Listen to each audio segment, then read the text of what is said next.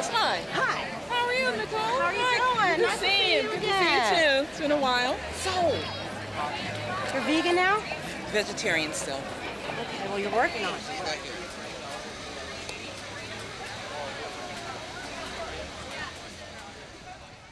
I'm pretty much vegan from head to toe as far as my clothing and everything, as far as my diet goes. I choose to buy products that don't have any animal byproducts. So I won't wear wool, like I won't buy a new wool outfit, new wool coat, leather. I don't eat eggs, I don't eat dairy, I don't eat any meat. I love when vegans say that a vegan is someone who doesn't eat anything that had parents.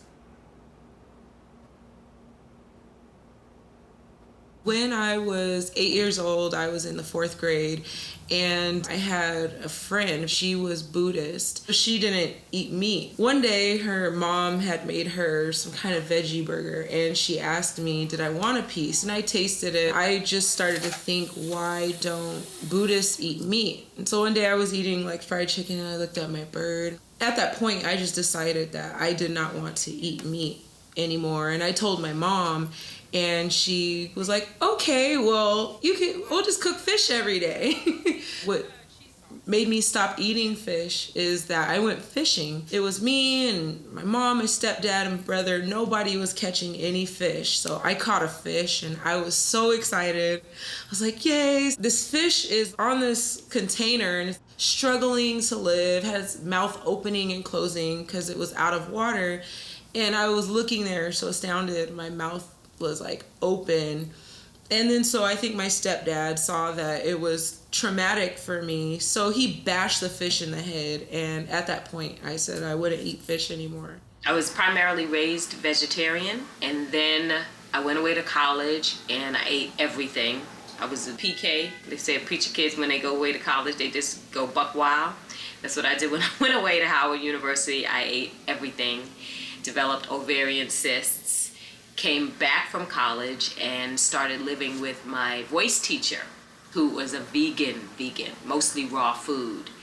And that was about, oh gosh, probably 30 years ago, 25, 30 years ago. And that's when I started being a vegan. And so over the years, I've gone back and forth between vegan, vegetarian, pescatarian, raw, but mostly vegan. The pivotal moment to me, I would say, was more, not so much dietary, but more ethical.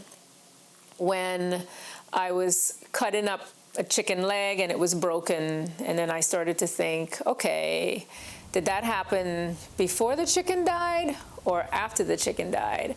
And then a light bulb went off. And for the first time, I actually visualized the chicken's eyes and the chicken moving around in this situation of stress. And I sort of let it marinate, and then probably about a couple of weeks, I then got another chicken, like from one of the major companies, and the leg was broken again. And that's when I basically said, no, I can't do this anymore. This just does not feel right. Throughout my life, I've had moments where I've just given up meat off and on, starting about the age of 4 or 5 when my dad brought a hog home in the middle of East Oakland and killed it. And he told us, don't look it in the eyes, you'll make it want to live. And my sister and I are like, who doesn't want to live? But as you look the hog in the eyes, this poor thing, he knew that this gun was for him, and it was terrifying. My sister and I, we're crying, we're looking at the hog, and the hog looked like he was connecting right along with us, and my father's just screaming and hollering, Vámonos, get out of here, and, and he shot it and killed it, and I refused to eat any of that pig at all. I still would eat, the chicharron, eat the bacon, some good pork chops, but I refused to do ham, because I just associated ham with the legs, and that was all I knew. Another time we went to New Orleans to visit my mother's family, and I saw what actual shrimp looked like with the antennas and the eyes. And then after a while, that connection became real. Well, and After that, I just kind of let it all go. It was multifactorial, a series of events, but partially yoga, taking up a yoga practice and meditation, and then also doing a lot of research into food, eating, health, the food industry, and looking at the history of what happened with food and what I was putting in my body. But mostly just being mindful about what I was putting in my body and understanding like, oh wow, this is flesh and blood, like that's weird.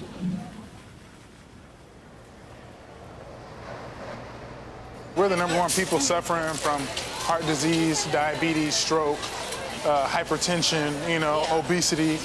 So this is why we're doing this, and no one else is going to do it for us, so we have to do it for ourselves. These are the areas where 75%, 80% of the people are on some kind of medication or overweight. But if you think about it, these are the areas that all the people advertise to. McDonald's, Burger King, Church's Chicken, Popeyes. They put black people in their commercials and they sing gospel. This is where they sell most of the animals that they're killing, and they're selling them here. Yeah, McDonald's. This is Ground Zero. My mother got diabetes when I was 12 going on 13.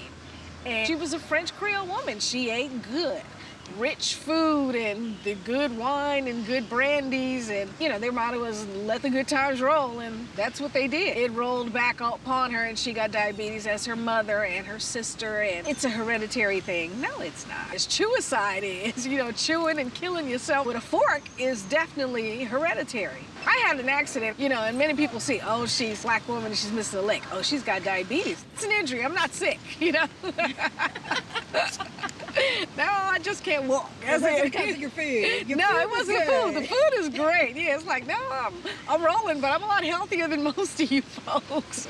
The indigenous diet of people of color for Hispanic people is mainly plant-based foods. That's why universities go to Africa and they study African tribes and wonder why they don't have hypertension, heart disease, or cancer, or obesity, is because they're eating plant-based diets. Exactly. And so we have to get back to what we've been taken away from. Yoruba even predating colonial influence. A lot of the indigenous foods are plant-based. They're root-based, like yams, fufu, which is plant-based thing, amala, eba. The list goes on. There's dodo, plantains that they fry. There's also something called a puff puff. These are all plant-based things that are indigenously African. I spoke once to the equivalent to the Pope of Ifa, which is the native Yoruba religion, and he talked about how almost 75% of the diet, even now today, of Yoruba people is really actually vegan.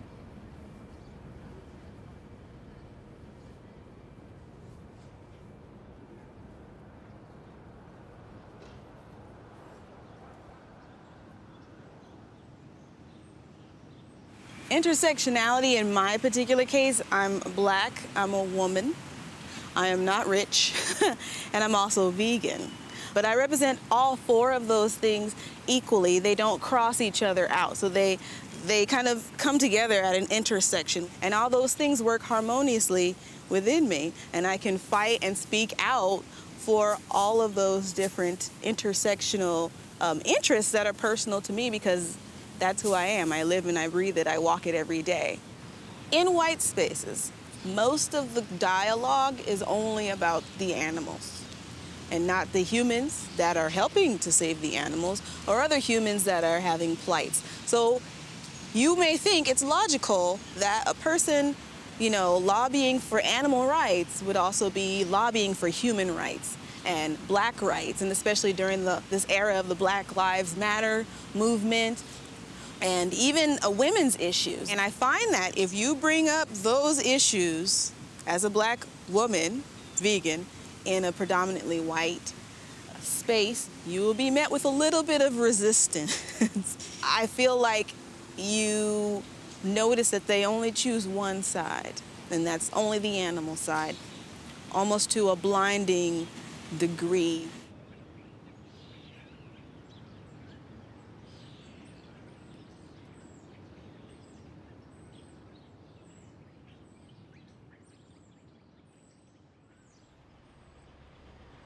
We rounded up into food deserts and no access to healthy foods. You have to also understand the issues of classism that takes place as well. Right. which is why I'm glad you guys are here to show people actually how to eat at Ralph's. Yeah, okay, I remember you. He's becoming quite the athlete right now.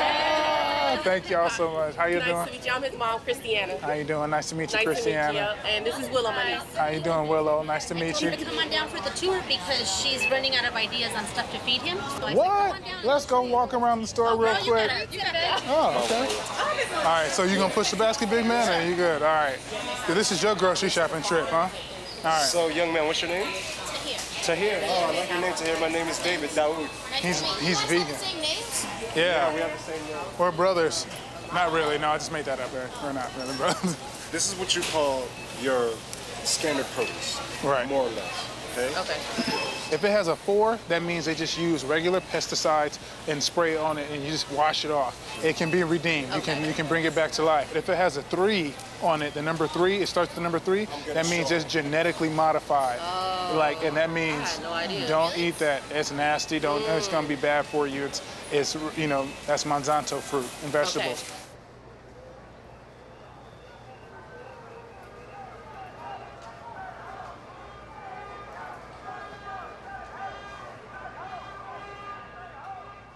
When I moved here and I was introduced to the animal rights community, they are 99% vegans. It's a mostly white community.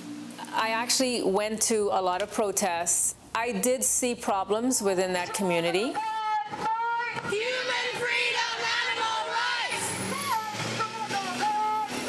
Human freedom, animal rights! Human freedom, animal rights!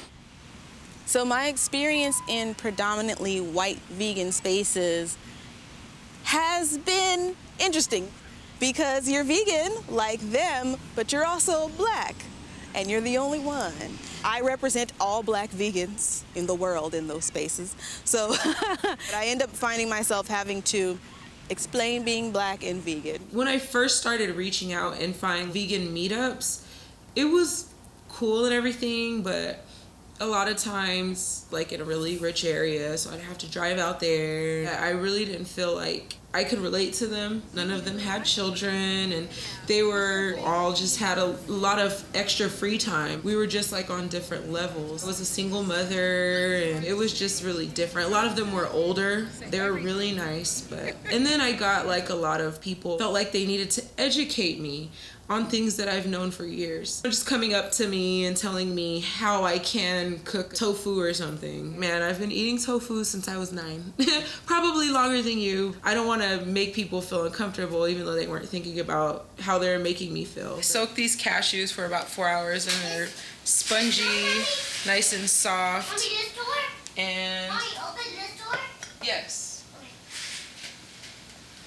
And squeeze the juice from 2 small lemons. I usually only use 1 lemon, but these lemons were particularly small. This is hot right here. And I'll use about half of this red bell pepper. Sorry I don't have measurements. I really don't use measuring. You're a real cook then. All right, now it's Ahmad's turn.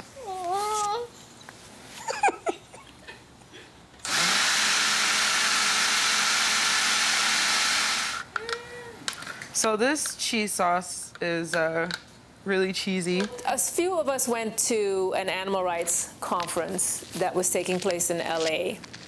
And we decided to talk about it after. There was one woman who was Latina. To get a reduced rate, she actually worked in the buffet section. And she worked also with a white woman who was also working there so that she can get a discount. Many of these white vegans would actually refer to her as the help. Oh, the help is over there. You can get the help to come and get you some more water. But they would actually ask the white woman her name and refer to her by her name. Invisibility. Some of us would have these great conversations with these white vegans at events, and then they would see us at another event. And there was this air of not even noticing that this person existed or was there. It wasn't intentional. It wasn't because of any particular thing that we actually did. It was just because when you're looking through a white supremacist lens, or if you're white and all your friends are white, this is where your focus is going to be.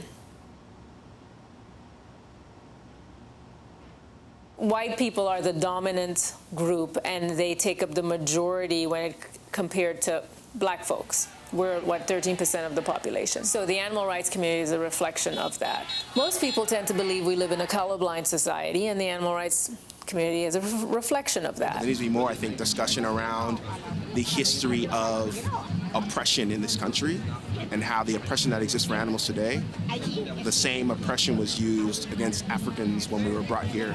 And so, for me, at least personally, I feel it an affront, a personal affront, that even though my parents didn't come through the legacy of traditional African-American slavery, these are still descendants of my ancestors and just other human beings in this human family. And the fact that the same implements are used, the same collars, the same brandings, the same castrations are used on any beings is an insult to the idea that this country ended slavery when they are still practicing it. And I think as African Americans we have a opportunity and ability to speak more truth to that power, because we are, for better or worse, sometimes associated with that history. You can't always speak to other people's narratives if you don't really know it or go through it. But there's commonality. You know, I'm not a part of the vegan movement that likes to just incite and upset. I'm trying to convince people, trying to let you see things. So I might use it as a metaphor. I think it's irresponsible and disrespectful to just put up a photo, you know, a cow being hung and an African American being hung. Be like, what's the difference? Be like, hold on here. They were cutting up their body parts and taking them home in lynchings as souvenirs, that is for sure.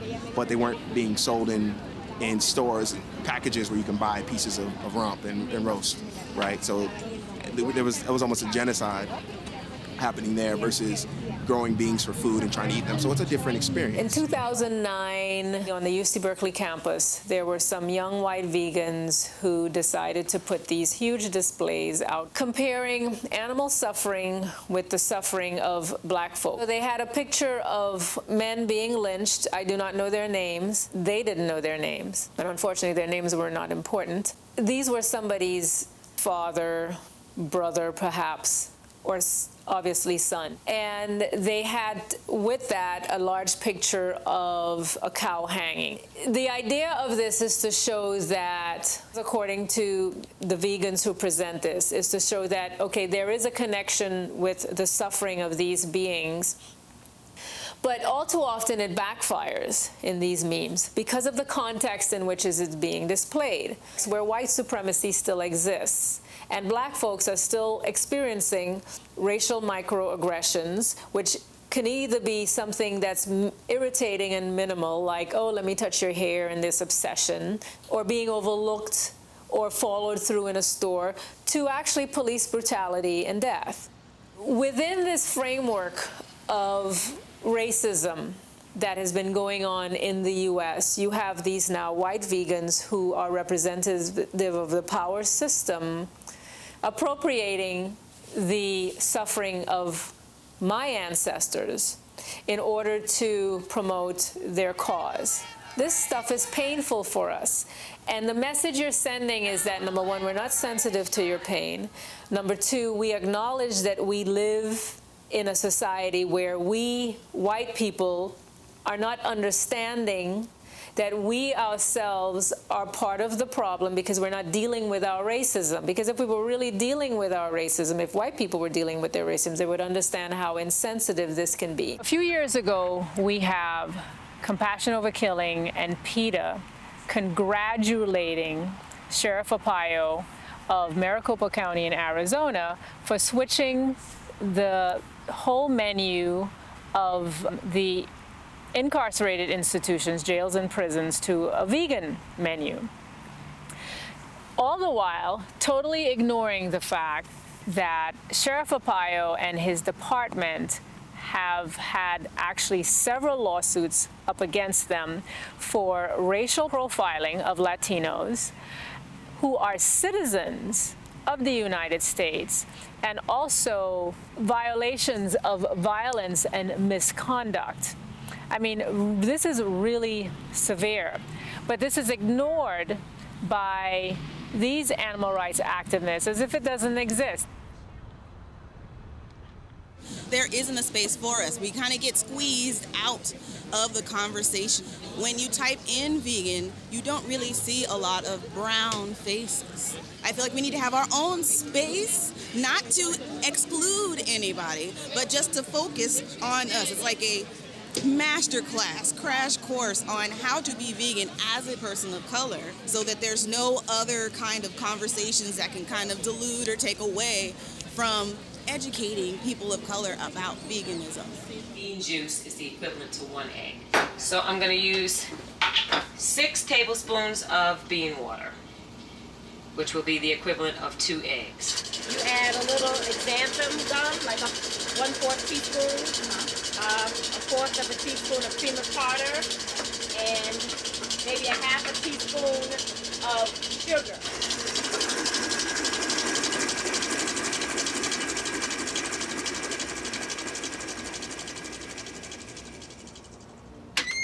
So you can see, look at that. Look at that. That looks like This is bean juice. Bean juice. Wow. Oh, let me get a shot of that. My vegan baking evolved because I like a bargain. I like to pay less for things. Where I went, it was so expensive. So one day I went and I got a chocolate chip cookie. I think it was $2 for a chocolate chip cookie. And I was like, $2 for chocolate chip. As much as I eat chocolate chip cookies, I'm gonna be broke. And then there was also a cheesecake that I liked that was vegan. And it was $7.50 for a slice of cheesecake. Well, I just said, let me go home and try to make it. And I haven't tried cheesecake yet, but I started with the chocolate chip cookies. I found a good recipe and then I adapted it, added things, took some things out, and they came out good. And it just kind of evolved, and now I have probably 25, 30 vegan baked goods that I make that are really moist, tasty, and you really can't tell they're vegan.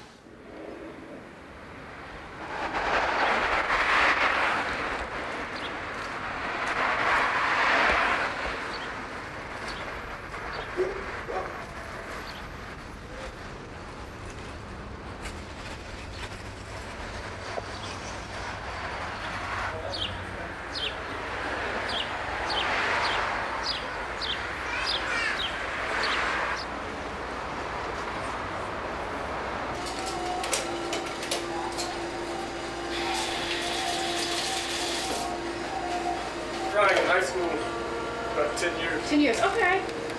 No, it can be 12, 13 years. But I kept going on and on. It smells good, actually. You can smell it. When you cut it?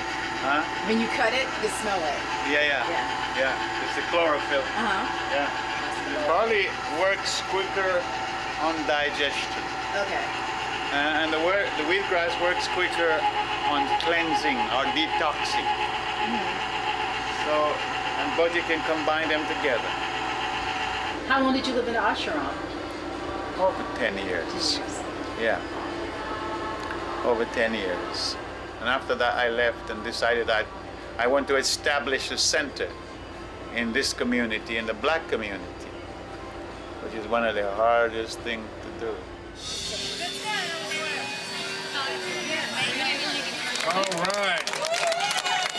Yeah, y'all threw it down over there with the chili. I appreciate it. You guys had some great food over there. It's an animal rights and vegan outreach food justice conference. Okay. So we have vegans who are speaking about their work. One of them is Tracy McWhorter, and she does a lot of work with regards to vegan health. So you might definitely be interested. So come by. Well, where are you? It's in October. Oh, it's not. Oh. No. This is an upcoming conference. Oh, upcoming. Oh, the 15th. He's Presbyterian. That's fine. Everyone's welcome. We have an upcoming conference. People of color, all the speakers are people of color. Okay. Yeah, so we're excited about it. As you know, I'm founder of COVAC, Coalition of Vegan Activists of Color, and we're responding to a lot of discussions that we've had with regards to the need and a space to have people of color gather to motivate each other and talk about their work in vegan outreach and social justice and vegan food justice. The mainstream white vegan and animal rights community is not addressing issues of intersectionality. In fact, those of us who are pushing back against racism, sexism, classism, have to continually keep explaining ourselves, and it can get pretty exhausting. So this space is a space for us to get together with an understanding that we have to take an intersectional approach to vegan activism, animal rights activism, food justice. I believe that we as vegans have to be part of the food justice movement. Right, we do. As a When we're people of doing color. vegan outreach. And because not only that, we have to be part of the food justice movement because we're the ones who are being fed the poison, but we're the ones Yep. picking the fruits and vegetables too. At the same Exactly. time. Thank you for everything you're doing. I think it's Yeah, awesome. we just Role really models like appreciate you it. is just like really what they don't see no little skinny guy like me talking about veganism and protein and stuff. Well, so. look at me. I'm still saying Yeah. all about the veganism. It just, it doesn't matter what size you are, what you look like. Yeah. Compassion is for everyone. It's for everybody. Compassion is And for health. everybody. It starts on your plate. Right, right. It starts on your plate. The what? Yeah. It took me a year. Hi, Chloe. Thank you.